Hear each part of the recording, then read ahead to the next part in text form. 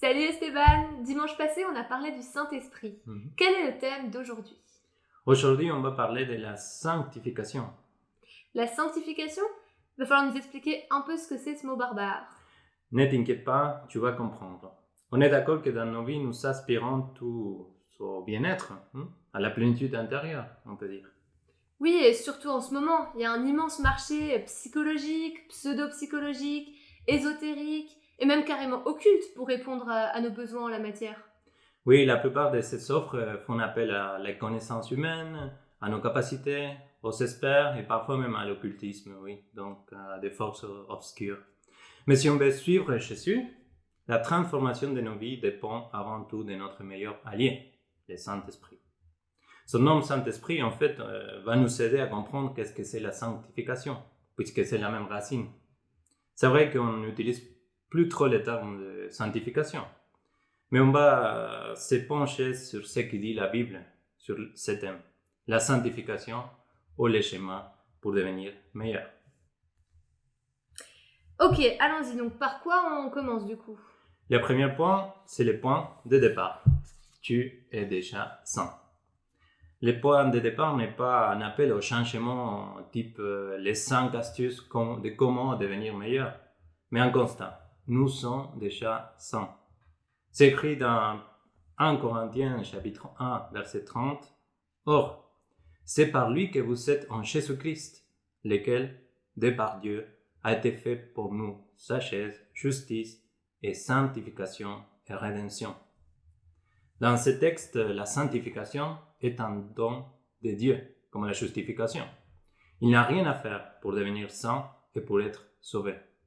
Si tu as confié ta vie à Jésus, Dieu te déclare à la fois saint et juste. La sanctification est un don de Dieu, avant d'être un appel au changement. C'est d'abord un indicatif avant d'être un impératif. Ok, c'est bizarre, c'est pas du tout l'idée qu'on en a culturellement parlant. On imagine plutôt des êtres surréalistes avec une auréole, comme une race humaine supérieure, exceptionnelle, très loin de nous en tout cas, et irréprochable aussi. Oui, malheureusement, la compréhension de beaucoup de gens, c'est ça. Mais c'est une compréhension faussée. La sanctification n'est pas en premier lieu une indication morale. C'est une indication concernant l'œuvre du salut de Jésus-Christ qui englobe aussi la sanctification. Nous appartenons à Dieu et il nous voit déjà au travers de ce que Jésus a fait pour nous. Nous sommes déclarés justes, purs et saints par la foi en Jésus. Ok, il va falloir s'y faire. Merci pour cet éclairage. Mais est-ce que tu peux nous expliquer un peu plus en détail ce qu'est la sanctification? Oui, le deuxième point traite sur les 4 aspects de la sanctification. Je te propose de les analyser dans la Bible. Tout d'abord, nous avons le premier aspect, l'appartenance à Dieu. L'appartenance à Dieu, qui implique l'appartenance à Jésus. Dans Exode 19, versets 5 et 6, il est écrit « Vous serez pour moi un peuple précieux, un royaume de prêtres, une nation sainte. » Dieu veut nous montrer à part, Dieu veut nous mettre à part pour sa relation avec lui. Ok, ça c'est donc le premier aspect. Mais c'est quoi le deuxième? Le deuxième aspect, c'est le service. Le fait de se mettre à disposition de Dieu. C'est écrit dans le psaume 100, verset 2, « Servez l'Éternel avec joie. » Dieu veut que nous soyons différents des gens qui ne le connaissent pas. Mais il ne veut pas que nous soyons séparés du monde qui nous entoure. La sanctification n'est donc pas une morale négative qui nous empêche de faire quelque chose. Au contraire, nous sommes libres pour Dieu. La sanctification est une notion positive qui nous invite à nous mettre à la disposition de Dieu. La sanctification, c'est d'être envoyé dans ce monde et non retiré de ce monde. Au travers de la sanctification, Dieu souhaite que nous soyons comme des outils dans sa main. Ok, donc les 2 premiers points, c'est 1, l'appartenance à Dieu, 2, le service. Et c'est quoi le troisième point pour la sanctification? Le troisième, c'est l'aspect moral. C'est intéressant de voir que ça ne vient qu'en troisième place. La sanctification a donc un aspect moral parmi d'autres. Ces points nous montrent que la vie avec Jésus a des conséquences à niveau de nos pensées, de nos attitudes et de nos actes. C'est le domaine de l'éthique, de la morale, du fait de bien agir. En fait, on ne réfléchit plus avec notre état de péché, mais avec la pensée de Jésus et de sa volonté. Et le dernier aspect, la sanctification? Le quatrième point, et c'est important de rappeler que la sanctification est un processus.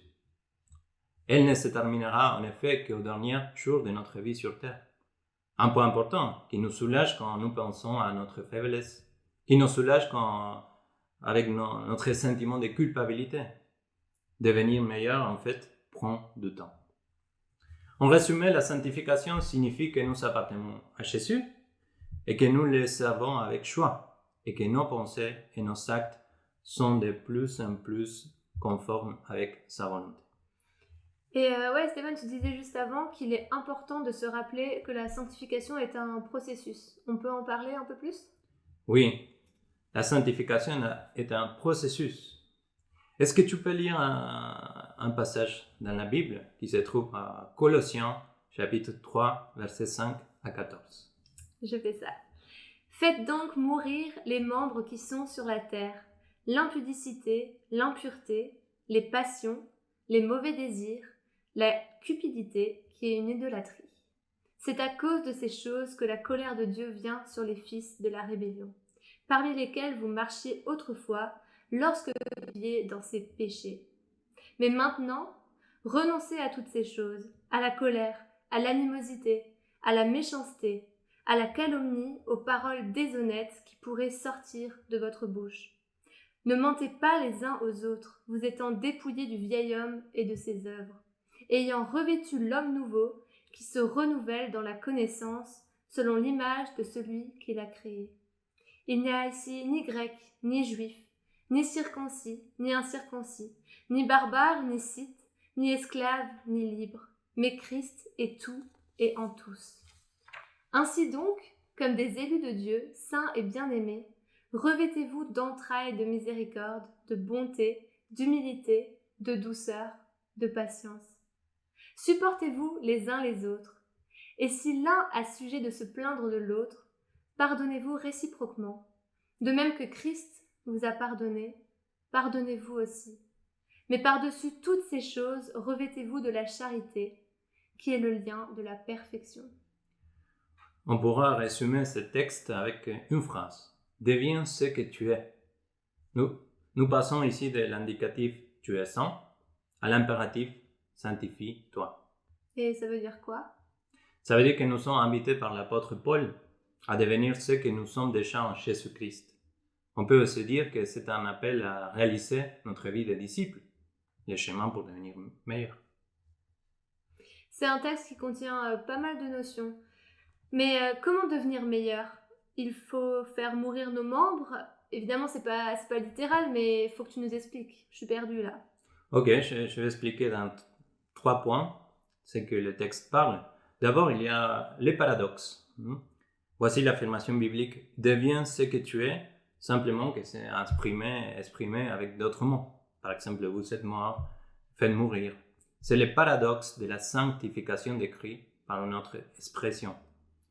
Il s'agit simplement de la progression dans la sanctification, de traduire dans la réalité quotidienne ce qui constitue notre identité en Christ. Autrement dit, faire mourir un membre signifie abandonner un comportement contraire à la volonté de Dieu et en adopter un nouveau, bénéfique pour nous.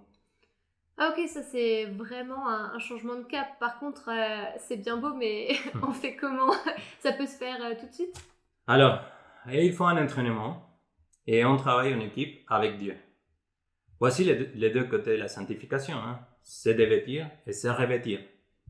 Paul fait référence à une image vestimentaire, mais c'est un appel à l'entraînement.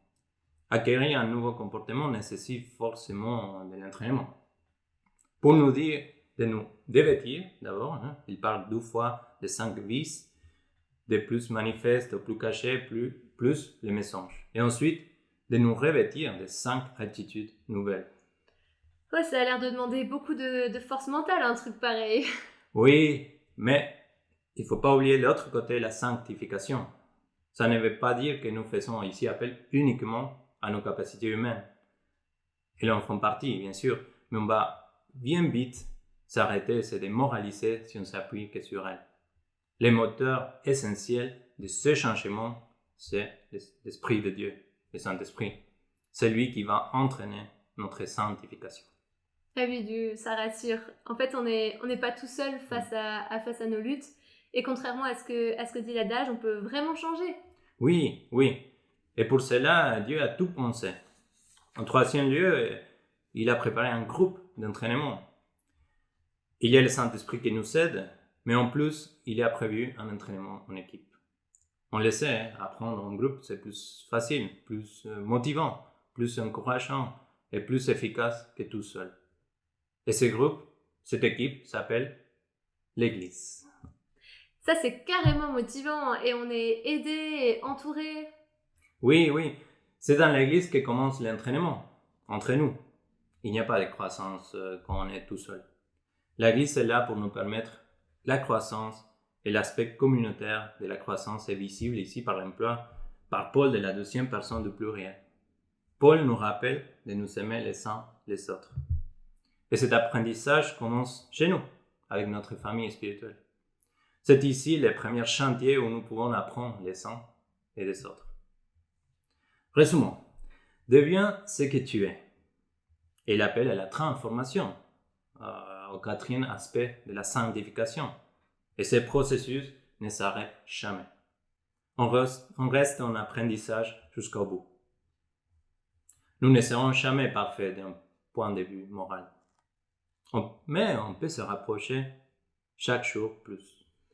Ok, donc si j'ai bien compris, ce processus de sanctification implique de l'entraînement avec le Saint-Esprit et en lien avec notre famille spirituelle. Oui, oui. Et elle nous rend de plus en plus libres du péché et de plus en plus semblables à Jésus dans notre vie quotidienne. Et j'ai fini pour une histoire intéressante. Un jour, quelqu'un m'a expliqué la sanctification avec cette histoire. Un lundi, une dame faisait ses courses dans l'un des grands magasins de la ville. Pendant qu'elle faisait ses courses, un chapeau attire son attention. Elle se dit, quel beau chapeau! Mais elle découvre avec déception qu'elle n'avait pas assez d'argent pour l'acheter. Mais elle décide qu'elle l'achètera dès que possible. Le lendemain, mardi, la dame est de retour au magasin avec son fils. Elle dit qu'elle veut le chapeau. Elle l'achète, elle en devient propriétaire. Maintenant, c'est son chapeau. Elle peut en faire ce qu'elle veut. Elle demande qu'on lui mette de côté le chapeau, qu'elle viendra le chercher demain. Mercredi, la dame, en fait, envoie son mari au magasin. Il y entre, demande sa commande, mentionne le nom de sa femme et revient avec les sacs contenant le chapeau. Tout ça avec la masque, bien sûr. Cette histoire nous montre les différentes étapes de la possession. La décision d'achat du chapeau, l'achat effectif et puis l'usage concret du bien. De la même manière, la sanctification est un processus à long terme. Je suis saint depuis l'éternité car Dieu m'a choisi. Première chose. Ensuite, Jésus a payé le prix fort pour moi et le Saint-Esprit m'a permis de le réaliser, d'en être convaincu. Mais de la même manière que le chapeau ne sera vraiment utile que si on l'emporte, la sanctification ne sera vraiment effective que si on la vit, si on la porte en nous. Le Saint-Esprit continue à faire son œuvre dans notre cœur, dans notre vie, chaque jour, en permettant ainsi notre sanctification pratique. Comme m'a raconté cette histoire, c'est aussi comme m'a dit, pour la sanctification, n'oublions pas la mise en pratique. Tout comme pour les chapeaux, ne laissons pas tout cela dans les placards. Merci Émilie, merci à vous et je vous dis à bientôt. À bientôt!